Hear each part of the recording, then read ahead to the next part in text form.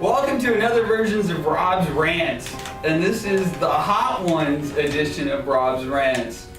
For those of you who aren't familiar with the Hot Ones, it's a YouTube series where there's an interview and an interviewee, and we work our way from sriracha being the least spicy hot sauce up to Blair's Megadeth sauce with liquid rage, which sounds like a bad heavy metal band. Bob will ask me questions along the way. I will try to answer them without salivating or mumbling too much. We have some water and some milk and some Pepto-Bismol to help us out along the way. With that, I will hand it over to Bob, who had this stupendous idea. Originator of all bad ideas.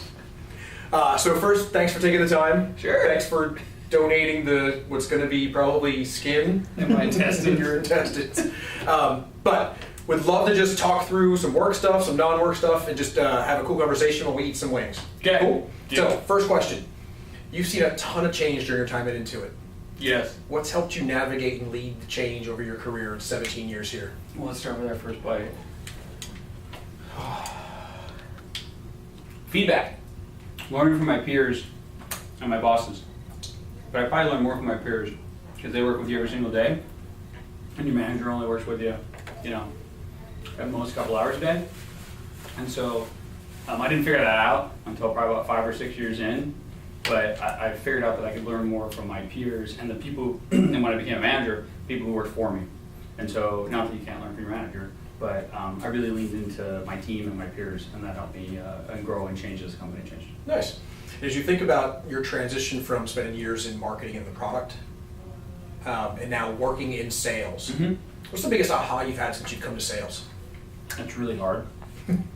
It's really hard. I think if you're not in sales, you take for granted the challenge of convincing a customer that we have the right product to meet their needs.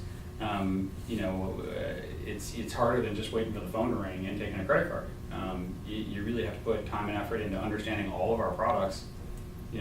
Most people work on a product. They work on payroll, they work on payments, they work on QuickBooks Desktop. Our salespeople have to understand all the products and how they work together, and then be able to ask the right questions to figure out which of our offering meets their needs and going to help them be prosperous, and that's not easy. Yeah.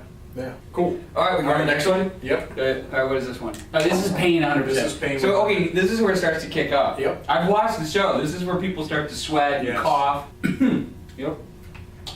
So what's the difference between if I do work Rob and home Rob? Well, for one thing, work Rob doesn't dress like this. That's really kicking it. Yeah. When I get home from work or the weekends, hanging out with my kids, working out, doing the honey-do list, and I try to take it down a couple notches because work Rob is pretty focused and intense. Yeah. What's this one? Rogue. That last one was getting up there. I'm a little nervous, these last four. Listen, by the way, don't be afraid to bite into that thing. Damn it. I don't think I have lips anymore. If you could give people one piece of advice to help them think about their career and how to make the most out of their career and time into it, what would you give them? Everybody wait. Wow! That one burns right there. Everybody waits for their company to tell them what their next job is. Everybody, I'm gonna wait for my manager to tell me what I should do or what my priority should be. No, wait. Go figure it out on your own. You know your job better than your manager. Okay, the water didn't help. It made it worse. All it does is spread the pain. Wow. Don't wait for your manager to tell you. You know your job better than anyone else. You go figure out what you should go do. Now, go check in with your manager or ask for forgiveness later. And if you know what you want your career to be and what your next job is, go ask. The worst thing you can say is no. And you might be surprised. And you might say yes. Yeah. It's hard to talk when you're selling it. It really is. I'm glad I get to ask the question. So, one of the things we do is we bring your whole self to work. No, we're gonna power out here. We'll get there. We're powering out. So, That's what I mean. bringing your whole self to work. A lot of times, part of the way people connect and bringing their whole selves to work is their friends on social media. Yeah. So about we comb through your social media. We talk about being a Jeep guy. Tell us about bringing your whole self. Tell me about that picture. So, it was Christmas Eve. Kids were looking for something to do. That was brutal. Yeah. Wow. First one to go for milk. But I'm following. Because you're lactose intolerant. Yeah. Christmas Eve. Kids were bored. I said, hey, let's take the Jeep and let's go to the off-road park. My wife said, you gotta be back. It's Christmas Eve. Do not be late. I said, I won't be late. We're leaving early. She's like, don't do anything stupid. Don't break the car. So we went. It had been raining. It was muddy. We got stuck a couple times. Winched out. No big deal. So we're about to leave. My kids are like, let's go through the mud puddle. So I had this 100-yard long mud puddle. It's usually about 3 feet deep in water. It had been raining. I didn't think about it. The water was like 4 or 5 feet deep. So I go roaring into it, 15, 20 miles an hour. And the water comes washing up over the top. It's right at the hood level.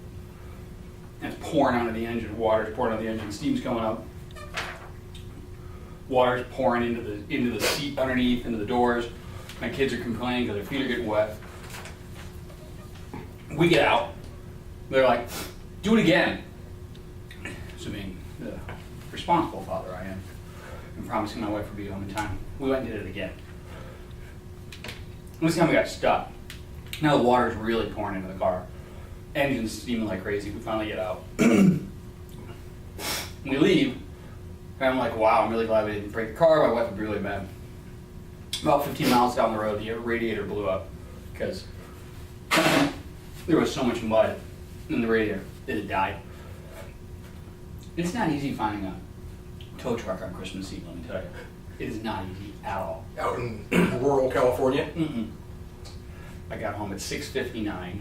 Promised my wife would be home by 7 for dinner. Made it, barely. And my kids will always remember that Christmas Eve. Nice. Nice. Okay. One wing to go. One wing to go. Last one. Not two. All right. And we'll close this one out with, I keep giving it the pump fake. I'm like, no. No. Oh, dude.